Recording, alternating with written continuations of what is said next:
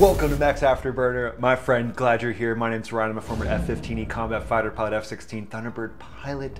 Today we're going to be breaking down Maverick schooling the rookies. I'm going to give you some stories about maybe a time or two where I did some schooling. More of the former, probably, if I'm being honest.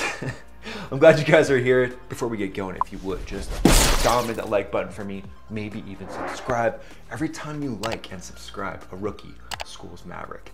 Let's dive into this scene. Here we go. Good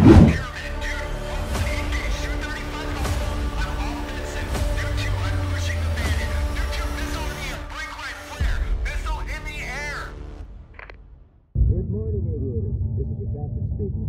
Welcome to Basic Fighter Maneuvers. So if you ever found yourself in a situation where your instructor is saying that to you as you're already in the air, I'd be like, oh, is this guy okay? No. I think we should have covered this in the brief that we're going to be doing basic fighter maneuvers today. As briefed, today's exercise is dogfighting. Guns only, no missiles. We do not go below the hard deck of 5,000 feet. Working as a team, you have to shoot me down or else. Or else what, sir? Or else I shoot back. Just as a side note, if you have your mask down like that and you're trying to talk in those cockpits, I mean, it's not necessarily the engine noise, it's like the wind rush, and those AC vents, the air conditioning is just like super strong in those things. So they designed that extremely well, but it's not good when that air blows into that microphone. You literally wouldn't hear anything with the masks down. I like that they have a 5,000-foot hard deck. I don't know though, I would assume being out there somewhere around Navy Fallon, it might be, might be good to have it a little bit higher, but at the end of the day, as long as you've got a nice buffer above the ground, because sometimes you'll find yourself in a position where the thing that happens is your fangs go through the floor, is what we like to call it, and it's when you're in an intense dogfight or you're intensely doing some air to ground targeting and you're just honed in and fixated, and it's easy to lose sight of where the ground is. So you set certain reminders in your jet that'll tell you, like in this scenario, I would have a reminder set probably at 10,000 feet. So I know when I'm getting 5,000 feet above the hard deck, and then I have one set at 2,000 feet, because with 2,000 feet, you may still be able to recover if you're pointed down somewhere around, 90 degrees nose low. You still might not be able to do that depending on your airspeed and energy state. But floor awareness is key because, as we like to say, the ground has a kill ratio of 100%. I'd rather go up against some 20 Mike and potentially get shot by the person behind me than run into the ground. If I shoot either one of you down, you both lose. This guy needs an ego check. We'll see to that.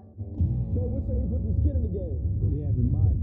Whoever gets shot down first has to do 200 push-ups. Guys, that's a lot of push-ups. Well, they don't call it an exercise for nothing, sir. You got yourself a deal, gentlemen. Fight's on. Let's turn it. Personally, I like bringing in the physical challenges. If you can't tell, I am a bit of a meathead. At least I think of myself as one.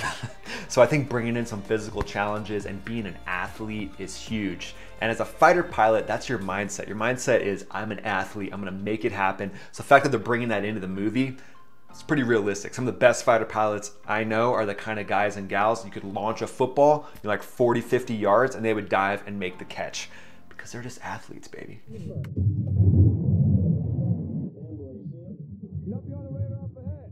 He must be somewhere behind us.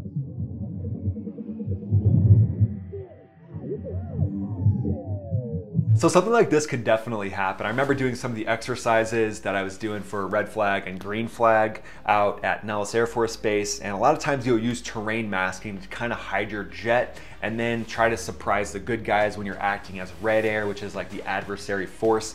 Now, coming in that close to them is not gonna happen in training. You have a training bubble of 500 feet, and that just keeps jets from smacking into each other. But at the end of the day, what a solid scene. We don't get fooled again. Let's try not to get fired on the first day. Tally! Maverick's coming in! Right up! I like how Maverick talks to himself in the third person. If you've seen some of my other videos before, I'm not a big third person talker, but one of the best fighter pilots I know, Slayer, is a third person talker. He'll be like, come on Slayer, you can kill this guy, you can do this, you can get this shot in, you can get this missile off, He talks to himself in third person, and if he wasn't such a good pilot, I'd give him more of a hard time about it. So the fact they bring that in for Maverick, I think it's pretty realistic. Some of the best fighter pilots out there do that, but I don't. Wait, does that make me not one of the best fighter pilots? Come on, guys. My ego needs this.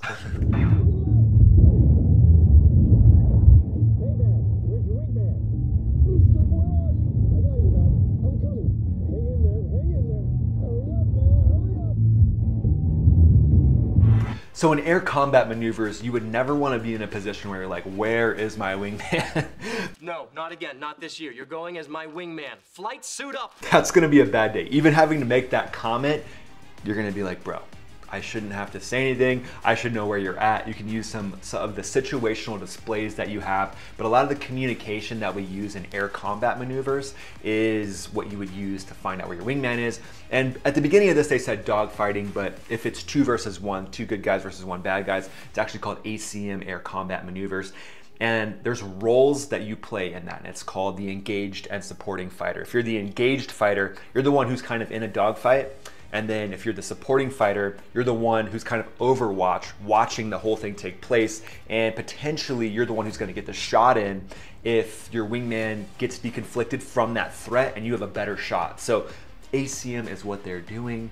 This is what happens when you try to brief things airborne. You say the wrong thing, Maverick.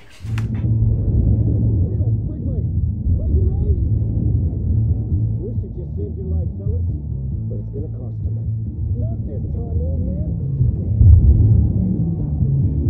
Don't let him get you, Maverick.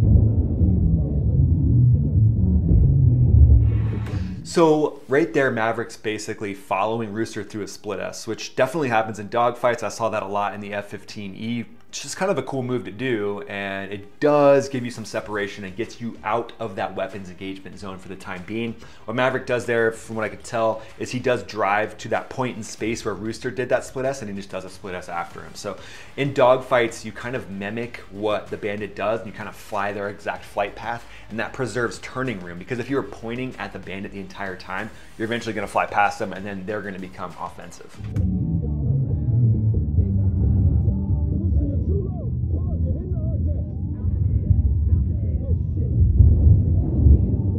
All right, so there's that warning. I think he said the hard deck was 5,000, so right there at 3,300, he's clearly below that. Now, that's super important to be aware of that prior, so that's why you would set that warning well in advance. Come on, Rooster, you're better than that, man.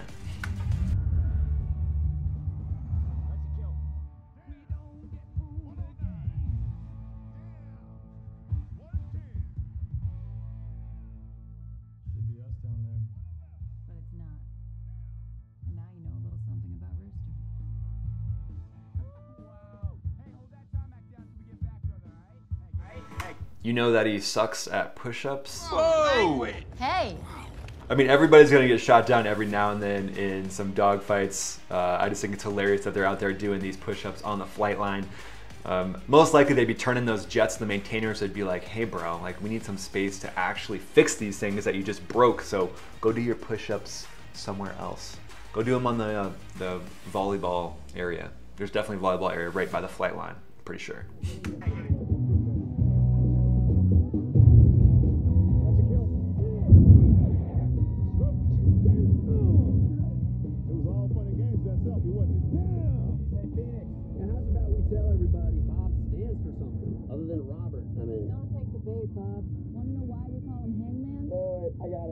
Baby on board. So Wizzos, the dynamic between Wizzos and pilots I think is awesome. Now, for me, what I saw is the Wizzos are a little more of the grounding force. They're a little more chill, a little more laid back, whereas the fighter pilot were more of that type A personality. Imagine that. Now, I'm sure that's a surprise to everyone out there. But when it comes to that balance, I think it's huge having Wizzos and fighter pilots, because fighter pilots, we can get a little too excited sometimes. We can be a little bit arrogant. So having the Wizzo there to kind of bring us back down to earth and to be extremely proficient in all the different air to ground systems is just something that it's unparalleled. So yeah, so he calls Bob baby on board. I know Wizzos also hate it. There's probably some out there with the call sign R2D2. Where they don't want to be seen as R2D2. But at the end of the day, I'm a big fan of Wizzos. The coolest call sign of any Wizzo I flew with was Shaq, because because he was shacking all the targets. If you see my other videos, you know what that means.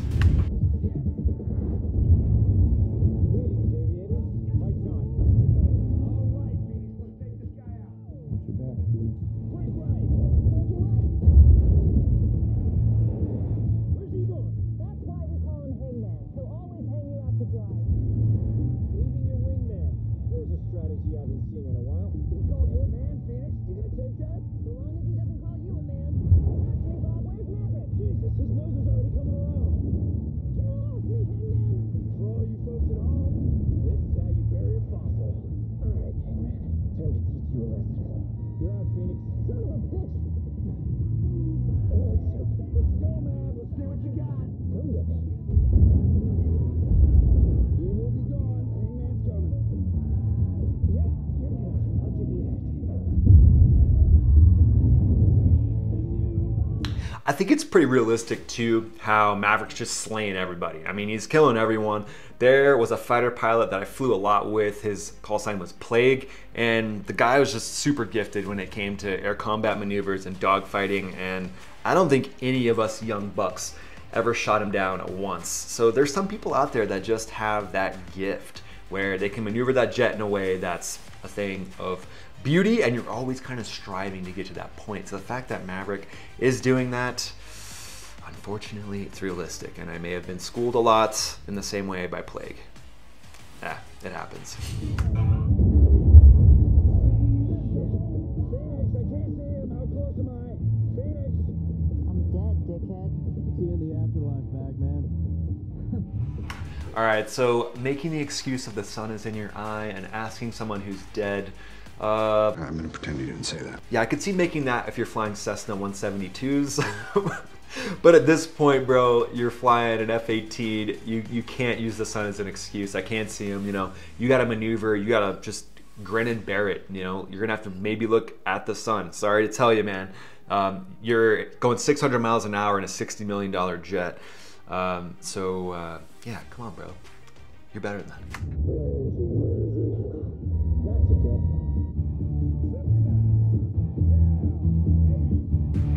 I like the attitude though. I like Hangman's attitude of he's like, I'm gonna make this happen. I like that because you can kind of rein that in and teach that. Whereas if you have somebody who's not aggressive and you're trying to teach them to be aggressive, sometimes it's just a character trait, whether you're aggressive or not. So some fighter pilots that aren't aggressive, to me, I would rather not go into combat with them. The ones that were aggressive, I like that, and it can go too far, but it's teachable, it's trainable to kind of rein them back in, get the tactics honed in, and then you combine exceptional tactics, you get a little bit more of a calm, cool, and collected mind as you kind of get more experience, and then you team that up with being aggressive, and you kind of hit the sweet spot. And those are the fighter pilots that I saw that did the best. That's what I strived to do, was have a nice, healthy balance of being aggressive and being tactically proficient, trying to just thread the needle, trying to Tom Brady it, if you will. So there you go, guys. Hope you guys enjoyed Maverick schooling some of those rookies. Man, what a good time. I just think it's awesome that they're kind of bringing in that rivalry that can happen between instructors and students. Definitely you're learning from the instructors, but at the same time, I always liked how there was a little bit of edginess of like, yeah, you're the young buck, but today the old buck's gonna teach you something. And then you're striving to just be like, I know I'm gonna at least kill this person once. May have happened once, or at least that's what I tell myself when I was going up against one of the best instructors I've flown with, Plague. But yeah, maybe it was close to happening once. We'll just leave it at that. Thanks for being here, guys. So glad you're here to check this out. If you liked this video, let me know in the comments. And as always, please go ahead and dominate that like button, maybe even subscribe. Every time you do that, I maybe think that I got to shoot down Plague at one point in my life. Thanks, guys. We'll catch you in the next video. Most of all, have a great day.